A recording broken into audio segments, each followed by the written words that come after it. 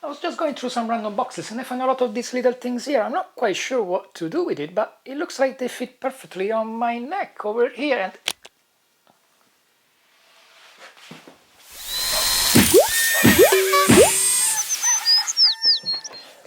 I know what a lot of you are thinking. Blade Runner 2049 was not as good as the original, but I can say with confidence it's the best science fiction movie this side of the century. And there's props, amazing ones, specifically the one I'm building today.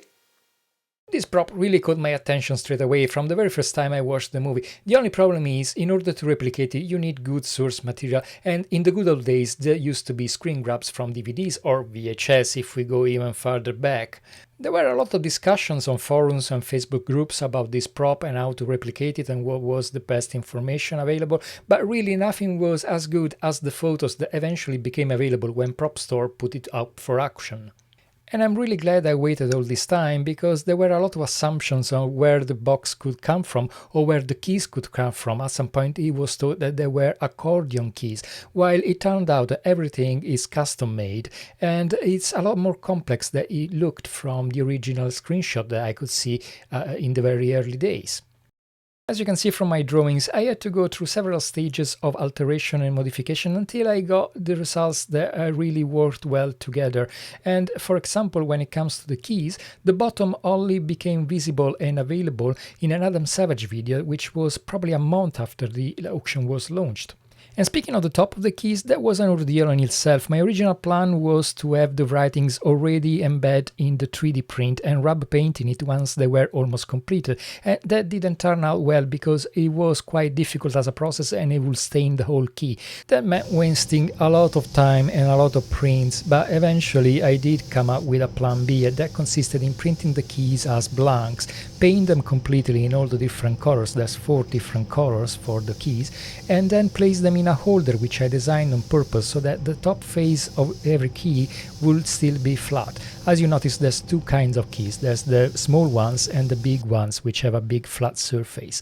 Once they were in the holder with tape on top, I could then engrave the top with the writing, and that would give me a masked surface where I could rub the paint inside without risking to ruin the whole thing. Trying a few options, I decided to use oil colors for the rubbing in because it has a long drying time and it gives you a chance to clean up any smear that you may have when you remove the masking tape, like the nasty fingerprint that you can see on top of this one.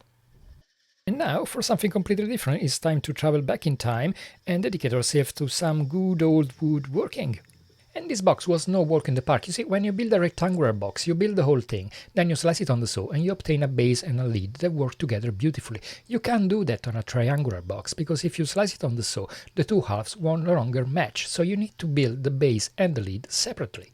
Most of the base of the box is made of 8mm stock, so after resawing some oak bores on the bandsaw, I ran them through the planer and got them to the right thickness, but just a little bit more, so I have some allowance for sanding later on. And with that done, I could start preparing the components for one of the most complicated glue-ups I have done to date, where everything is at a 45 degrees and most of the parts are also incredibly tiny. These kind of cuts are always on the dangerous side, especially when you're dealing with such small components, so it's essential to rehearse the operation and also to take every possible precaution until you feel you are completely safe. There's several different approaches to very complicated glue-ups where everything is at all angles, and in this particular case I decided to coin a new say, which is jig it until you make it.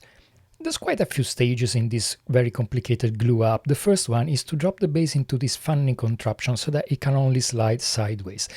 The second step is to attach the sides of the base to some pine wedges using double-sided tape. This gives me a square shape that I can use to clamp them down into the jig. And by pushing them down firmly on the sides of the base, I can find its final position and lock it down permanently with a couple of plates of MDF.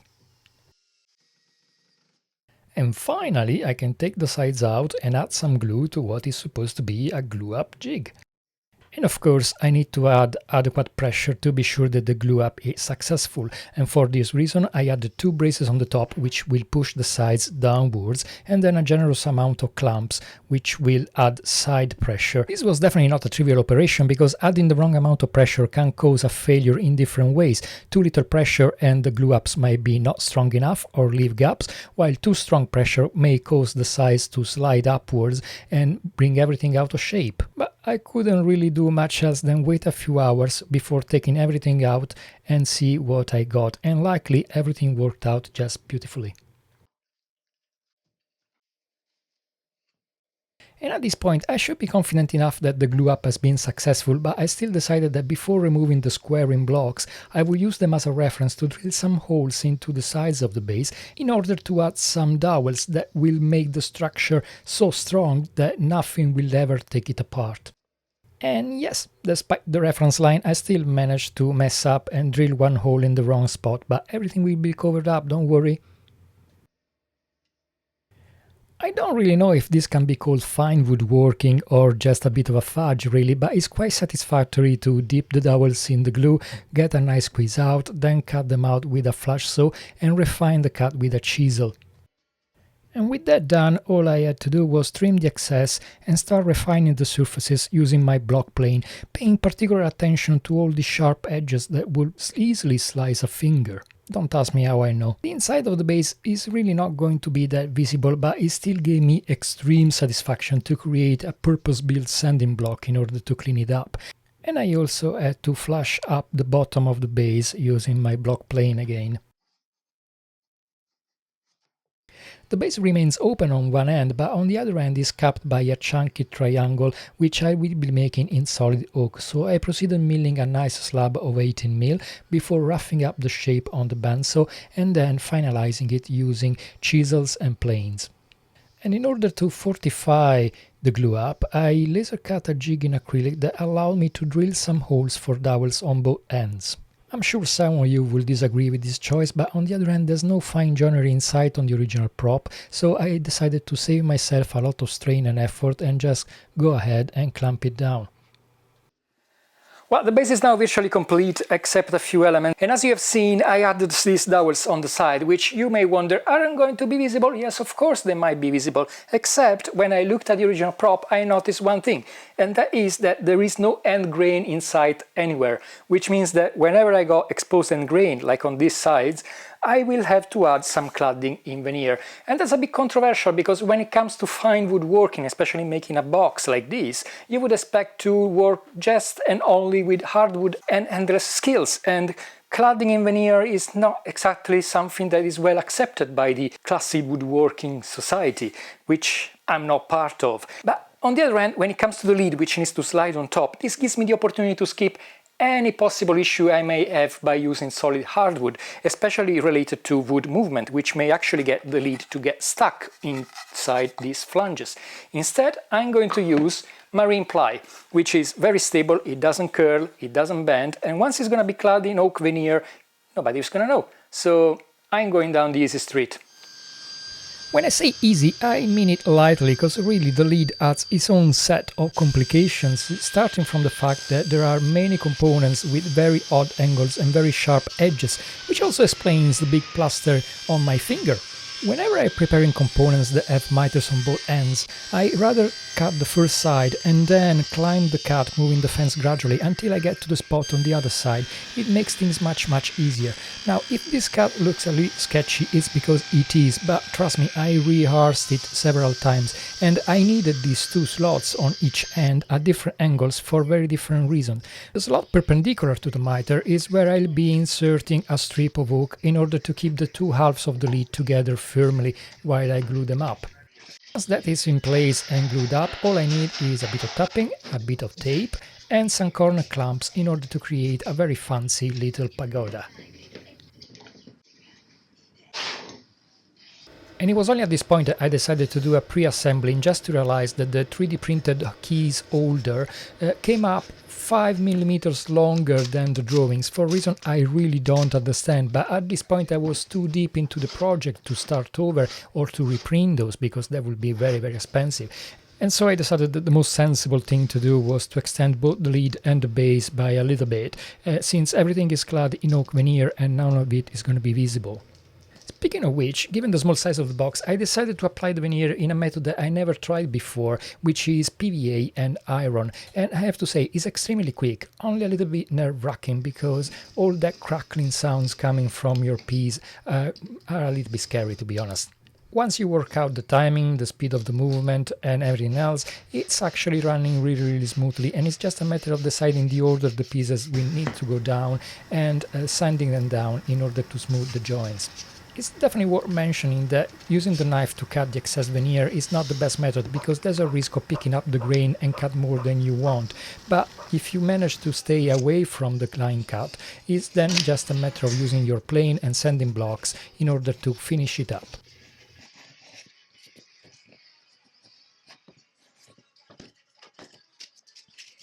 And it's finally time to use the second slot, the one is parallel to the miter, in order to insert the sliders that will lock the lid into the base. And at this point I could measure it up the lid and cut it to the correct length. I also decided to give a bit of a chamfer to the sliders because even if they're not going to be visible, I think it's a nice detail if they're running all parallel at the same angle. And now it's time for probably the most complicated element of the whole build.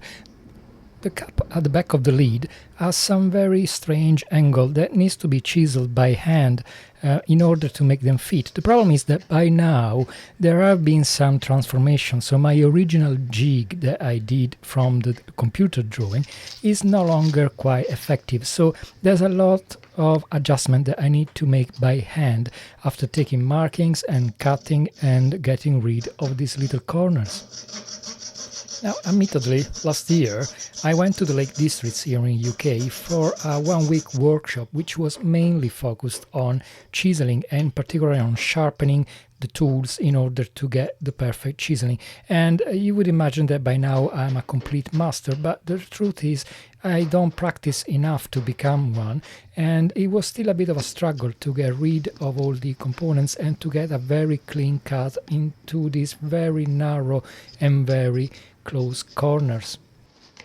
I think once again I will spare you all the grim details, but there were a few attempts. I didn't get it quite right at the first one, but at the end of the day I managed to clamp it in position and to clean the edges with the block plane as usual, and it's now time for the final stages of cladding with the wood veneer, which essentially means covering almost everything I've done so far with pieces of veneer which I laser cut for convenience.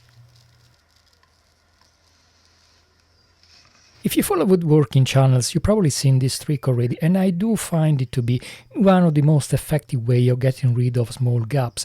You first fill the gap thoroughly with PVA, then you tap some sawdust on top of it, and finally you give it a good old sand, and it is the quickest and most natural way of concealing every little blemish. And now that all the parts of the box are completed, I can get into the fine tuning, which means making sure that everything is running smoothly, that all the lengths are correct, and that I can open the box and close it easily without any struggle.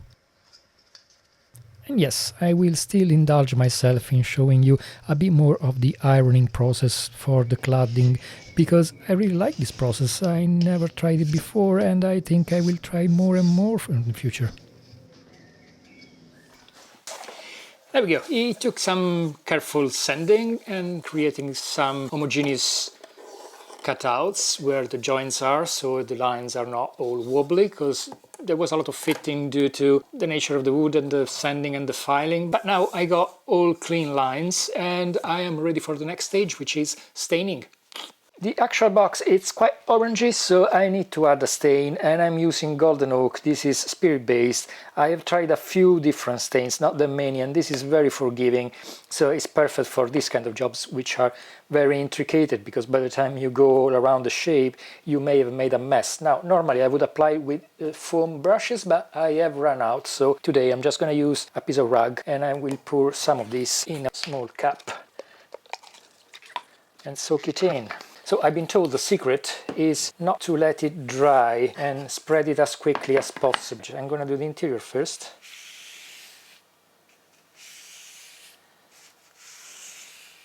I always panic in these kind of operations because you have to be quick, but at the same time you can make a total mess.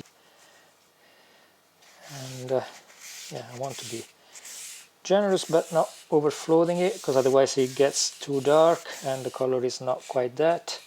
So much to keep in mind, but there you go. It's actually a very nice color, this one.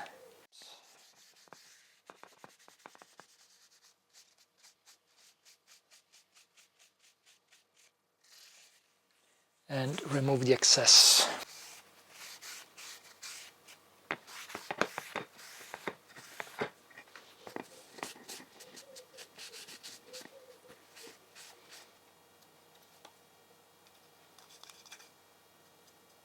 You can patch it up and you can fix it if you make some mistakes. So this is done.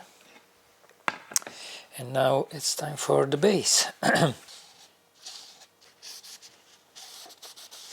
but I need to be very quick with the rest of the box, otherwise it's going to stain badly in a way that we don't want. And there you go. Let's actually use paper to cover the cutting mat. Okay, I'll give it a bit of a wipe. The process itself is very quick. Okay, I think we got it. Once the dye was fully dry, it was time to seal the box for posterity, and I had a few options in mind. The first thought was to use poly, but that's not quite great because as strong as it is as a finish, once it wears off you can't just touch it up, you need to strip it down and recoat it completely. And so with that out of the equation, I decided to use Osmo because it's very easy. You need to apply 2 coats with 6-7 hours in between them, but once it's all done, you just need to buff it up a little and everything looks beautiful. And the sliding is now much better than it was before treatment. The keys holder doesn't extend to the whole bottom of the box, but it needs to be perfectly centered. For this reason I made these 2 strips of acrylic that will sit on the sides. My concern though is that it may leave a little gap, and for this reason I'm painting with black acrylic the bottom so that everything is going to be the same color. With the 2 strips permanently stuck down with double-sided tape, it was time to mix some 30 minutes epoxy and give it a good splat all over the bottom before placing very carefully the holder, put some weights on it and wait for, well, you guess it, 30 minutes. This is a bit of an artistic license because I never got to see the bottom of the box, but on the other hand I didn't want to scratch any furniture once it's on display, and I also want to cover all the joints, so I'm using some self-adhesive velvet, and I went for orange because, well, there's a lot of orange in the movie, and according to Blade Runner the future is very orange indeed. This is definitely the part I love the most about this prop because it makes it look very functional. The keys are held in place by magnets, and this little detail required a lot of research and development because it's not easy to find magnets of this size, and there are also 2 different sizes for the key and for the holders. I used the tape to protect the rest of the box from any possible spillage of the glue, and then I went on to glue the magnets in place, and as you can see it wasn't the easiest operation because when you use very slow glue with magnets they don't necessarily want to stay where you left them. But with some careful handling and timing I did manage to get them all in place and leave them there for the time being. And now I just need to do the same for the keys, but this is easier because they're not attached and next to each other, so I can keep them separated, and all I need to be careful with is to be sure that I am respecting the right polarity and all of them will be attracted to the box rather than jumping away from it.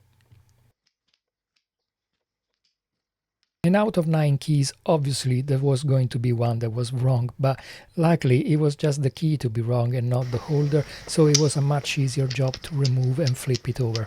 And with this I could call the box 100% done, and I could dedicate myself to the most satisfying thing in the world, which is removing the protective film. And there's only one very last thing left to do, which is weather the keys, because they are quite dirty and gritty in the movie for a reason I don't fully understand, given Wallace is a rich billionaire who lives in a perfectly clean and ascetic world. But I'm using Castle Earth, is an oil color and is a brown that is so black that it's almost black, but it's not quite black. And I gave it a generous coat all over, and then I wiped off the excess, and it was just enough to make it look a little bit dirty, but not too much. Probably not as much as in the movie, but I think I didn't want to overdo it this time. I finished. I'm so happy with it. I'm a bit sad as well. It took a very long time to make it, not only because it was a complex item and I had to understand quite a few things about it, but also because quite a few changes happened in the meanwhile. More important, the fact that I am now a full-time maker and I'm in the barn my whole time. And this is what my barn is all about. It's woodworking, it's 3D printing, it's laser cutting, and I can really relate to the guy who made it in the first place because it was a true maker, someone I can really relate to, and I really respect his work, even though I have some moral issues about the fact that he used veneer all over, because I would have liked to use more solid wood inside. But that being said, I hope you like it, I hope you like my video, thanks for watching until the very end, and I'll see you next time.